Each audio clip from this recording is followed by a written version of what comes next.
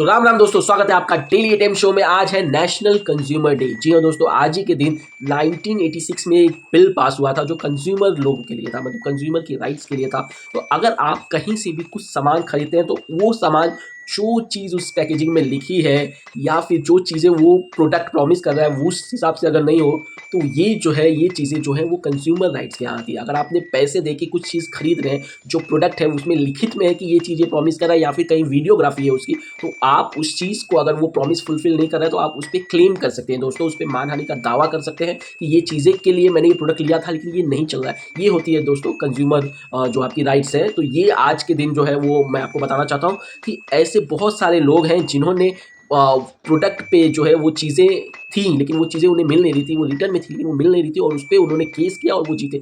जैसे कि एग्जांपल मैं आपको बताता हूँ कि रेड बुल्स का हमेशा टैग आता है, red bull gives you wings.